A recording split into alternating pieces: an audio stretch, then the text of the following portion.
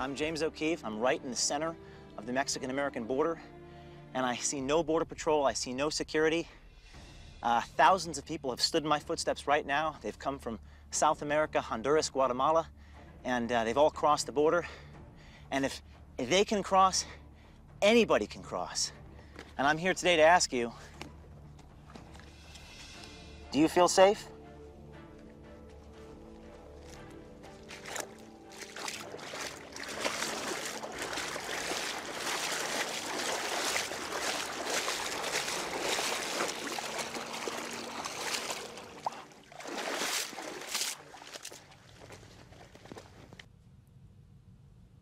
All right, folks, you're seeing it with your own eyes. James O'Keefe, founder of Project Veritas, crossing the Rio Grande River from Mexico into Texas, dressed as Osama bin Laden. And James, I welcome you and kudos to you. You've done it again, and I certainly mean that in a positive way. Thank you very much.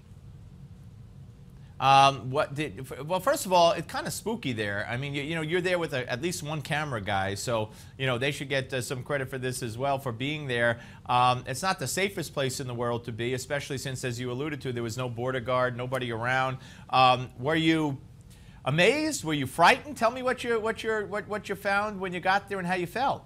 Well, I mean, it's pretty outrageous, shocking that someone who's in army fatigues and a turban and a mask could cross from Mexico into the United States. But we found a stretch of the border along West Hudspeth County in Texas, which is about 60 miles southeast of El Paso, where there's actually 78 miles of border. The Rio Grande is about 20 feet, 30 feet wide. It's 2 feet deep. And there are fences, but the fences only go for a few miles. And then they just stop. And you can just wade across the river. It was a dangerous area. There's cartels across the river. We could even see some activity in the distance, and I don't know who they were. And there were evidence of crossing and child trafficking. So it was very scary, but we managed to cross, and there wasn't a federal border patrol agent anywhere even close to where we were. So it's pretty scary that our borders are just so open that anybody can get across for any reason. Now, you crossed first, correct me if I'm wrong, in street clothes, and then you came back to Mexico, and then you crossed again dressed up as Osama bin Laden. Is that correct? Yeah, we crossed a total of 5 times, 4 times in plain clothes, a white shirt and jeans, and then the 5th time I put on the Osama bin Laden costume and crossed, and I proceeded to walk a few miles into the desert. We did get into the desert on the way to I-10, and we saw in the very distance, maybe like a couple miles away, we saw federal border patrol agents. So we decided, I took the camera guy and I said, let's go talk to the border patrol. And we drove up to the border patrol agents, and they scurried away. They saw us approach and they drove away. So maybe it was the camera. Wait, they knew you. Wait, yeah. Okay, I was going to ask you. They knew that you had a camera, and they drove away. We don't know why they drove away, but we got close to them and they just drove away. So it's almost like the sight of people make them drive away. You'd think the sight of people in that desert area would cue their interest, but it's just so outrageous. I mean, the video kind of speaks for itself. I mean, it's I tried to create a character that was so obvious and conspicuous that anybody would ask questions, but there was nobody around that would ask the questions. And that's the frightening part. And you know, you know what comes to mind, and it's totally different. But when somebody posed as Eric Holder at his polling place and registered and was able to register and vote as Eric Holder when it wasn't Eric Holder, I mean, that's what's coming to mind here almost. Not that there's an analogy between Holder and bin Laden, but just that it's so egregious, it's so outrageous that you would think that you'd be nabbed immediately and exposed as a troublemaker or some kind of terrorist who's making a point or something. But to think that nobody came near you, I mean, what does that tell you? Well, it tells me that border security is national security, and the president and the Senate and the Congress are lying to people. It's just the lies are so obvious at this point that now it's just about informing the American people and letting them know that things are not what they seem. I mean, to have Senator Reid look into the American people's eyes and say the border's secure. President Obama says the fence is complete. I mean, these statements are just not true. I mean, according to what we show. I mean, the video speaks for itself. It's just a disgusting, it's a disgrace. The fence is a joke. And maybe I should go back down there and just keep doing this. I mean, after President Obama signs his executive order for $3 billion or whatever it is, I'll probably just go down and do it again. Maybe I'll have a bucket of what I say is Ebola or something and cross more than once. But it's certainly, I'll tell you one thing, the video is having an impact. It's one of the most viral videos online today. It's being shared, 100,000 times on Facebook. And I think people are opening their eyes, so at least people are seeing this for the first time. Yeah, and when Barack Obama, you hearken back to when he said the fence is now basically complete in a 2011 speech at the border. That's one occasion when he did go down to the border. So I mean, I just want to make this clear to the folks watching this, that you could have been a member of ISIS, you could have been a member of Al-Qaeda, you could have been a member of Hezbollah, you could have been anybody at that point, crossing over as you did, but you chose to draw extra attention to yourself, and no problem. You went back and you went forth and you went back and you went forth. And now you've been down there. I've never been down there.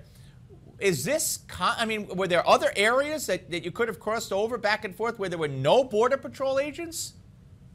Yeah, the vast majority of the people are not on the border. The Border Patrol agents are all on Interstate 10 at the border checkpoint, or they're driving around in their trucks every few miles or so, just sort of making the rounds. But there are no people standing on the border with AR-15s. It just doesn't exist. It is a kind of a scary area. The wind was blowing at 40 miles an hour. You could sense in the distance these little Mexican huts that looked like they were been shot down. There was some evidence of drug activity. The sheriff had confiscated up the $30 million of heroin, cocaine, and sawed-off shotguns. It was a scary, sort of forbidding area when I got there, and I could sense in the air that sort of there was a death aspect to the area that I was in, and my heart was racing when I was doing it. But then you see these footbridges, like it's almost then I came across this iron catwalk bridge that was built by our government for people to walk across the river. I don't think anybody knows that this thing even exists. You could walk from one side of the bridge to the other, and there's no booths or people manning there. There's little campfires and empty Powerade bottles. So I don't think that people know that this stuff exists, and we just walked back and forth taking pictures. I think people view the Rio Grande as some Mississippi River long, 100 feet wide. It's not. There are sections of it where it's like a boat. And I got to tell you, when I first saw the video, and then when we watched it at the top of this segment, and I'm not. This is not a criticism. I don't think I could have done what you did at all. But I could sense the not out of breath, but the little bit of not fear, but the adrenaline rush. That you were feeling. You say it was a little bit of scariness, and of course, just by looking at you being there in that place all alone, nobody in sight, as you said in the video portion that we showed, your heart had to be racing. It was very scary. I mean, it was like something out of a movie set. I mean, there were sheriffs in the area. The West Texas sheriff had kind of shown me the area a little bit the day before and told us about the fence. But this was an area where you felt like you could get shot at any moment. You're standing on basically 25 feet away from what is Mexico, and you're standing in a lawless area. I mean, this is a lawless war zone. It's almost as dangerous as anywhere else in the world, and it's less protected than any other border in the world. So you kind of felt a sense of lawlessness, and the sheriffs that were in the area in the county, they were carrying semi-automatic rifles and bulletproof vests wherever they went, and they were on the lookout for drug smugglers and child traffickers. So I was out there all alone, and that kind of added a certain element to the story.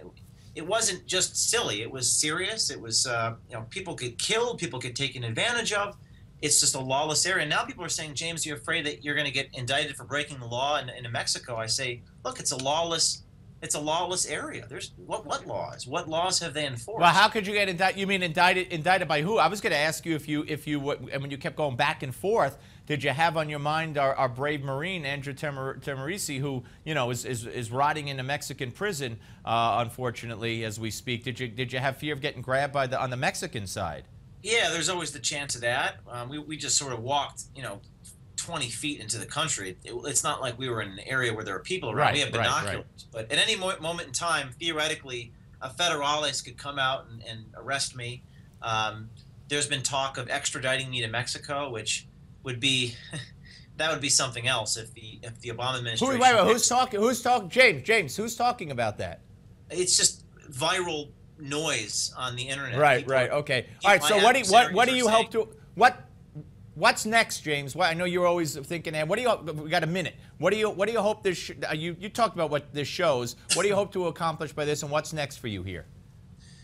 Well, I mean, the goal of any journalist should be to open people's eyes and inform people's conscience so that they can make the correct decisions. My hope is that we get a response from the White House, the Obama administration. My hope is that we get a response from the Secretary of Homeland Security, Senator Reid, the chair of the Homeland Security Committee in Congress, and President Obama. We need them to talk about how a man who is dressed like a terrorist can cross into the United States. It's violating everything. It's basically a violation of his duty to protect our country, and that is the number one priority of any government officials, to protect their citizens. So we want statements from them. We want to hold them accountable, and we want to outrage the American people so that they can make informed decisions. And in terms of I know you've outraged. I know you've done that, James. Got to go. Appreciate it, sir. James O'Keefe, ladies and gentlemen. Bill Donahue is next. Don't go away.